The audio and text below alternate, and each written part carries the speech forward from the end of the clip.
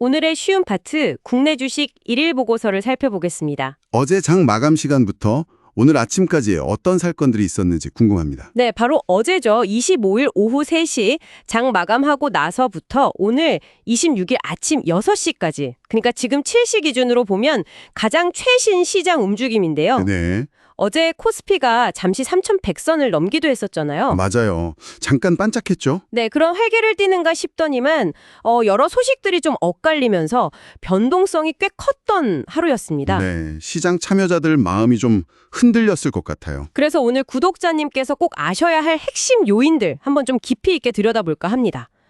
우선 시장에 좀 좋은 바람을 불어넣었던 긍정적인 소식부터 살펴볼까요? 네, 좋습니다. 가장 먼저 봐야 할 건 역시 중동 관련 소식 같아요.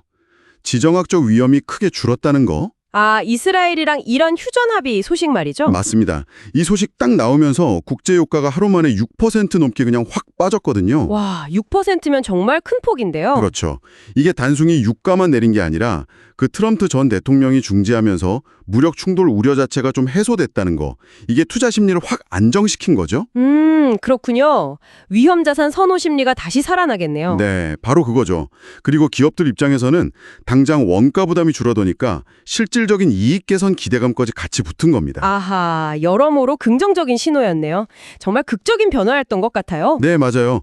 유가 움직임만 봐도 시장이 얼마나 긴장하고 있었는지 알 수 있죠. 자, 그리고 두 번째 긍정적인 요인은 미국 연준 인사들의 발언이었죠. 좀 비둘기파적인 발언들이 나왔어요. 네, 이게 또 주목할 만한 부분인데 특히 그동안 좀 매파적이다. 그러니까 금리 인상 쪽이다 했던 인사들 입에서 금리 인하 가능성이 나왔다는 게 중요해요. 아, 보만 부회장이나 월러 이사 같은 분들 말인가요? 네, 맞아요. 이분들 같은 강성 매파 인사들이 7월 금리 인하 가능성을 말했다는 건 시장에 던지는 메시지가 상당히 크죠. 파월 의장도 비슷한 이야기를 했었고요. 그렇죠. 파월 의장도 인플레이션 압력이 좀 제한적이라면 금리 인하할 수 있다. 이런 뉘앙스였으니까요. 이러다 보니까 시장에서는 이제 진짜 금리 인하가 시작될 수도 있겠구나 하는 기대감이 아주 강하게 생겼습니다. 네, 구독자님 입장에서는 이게 외국인 자금 유입이나 기업들 자금 조달 환경 개선으로 이어질 수 있으니까 중요하겠네요. 당연하죠. 아주 중요한 변화의 시그널일 수 있습니다. 자, 금리 인하 기대감에 더해서 세 번째는 역시 이거죠. 반도체.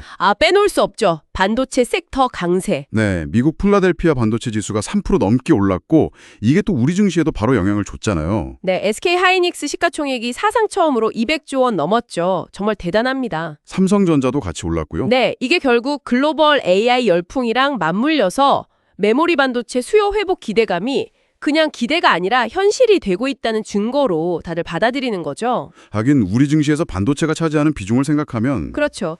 이 섹터가 강하면 코스피 전체를 끌어올리는 핵심 동력이 되는 거니까요. 좋습니다. 그럼 정리해보면 중동 리스크 완화 덕분에 유가가 안정됐고 또 미국에서 금리 인하 기대감이 커졌고 그리고 반도체는 여전히 강세를 보였고 이 세 가지가 어제 오늘 아침까지 우리 증시에 긍정적인 영향을 준 핵심 요인이었네요. 네, 그렇습니다. 하지만 구독자님, 늘 그렇듯 좋은 소식만 있는 건 아니죠.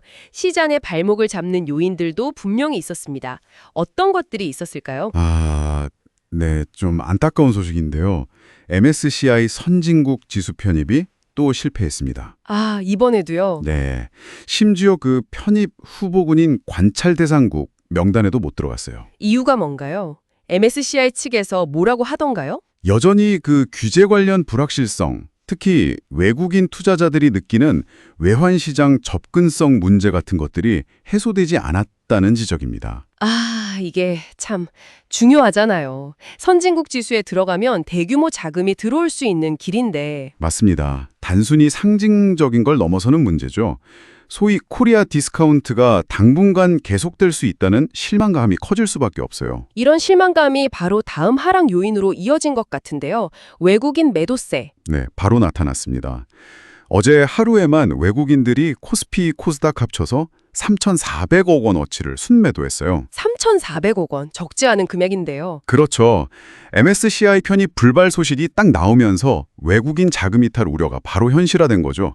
이게 시장 상승세를 딱 막아버리는 요인이 됐습니다. 네, 마지막 하락 요인은 뭔가요? 마지막은 우리 경제 자체, 그러니까 펀더멘털에 대한 우려인데요.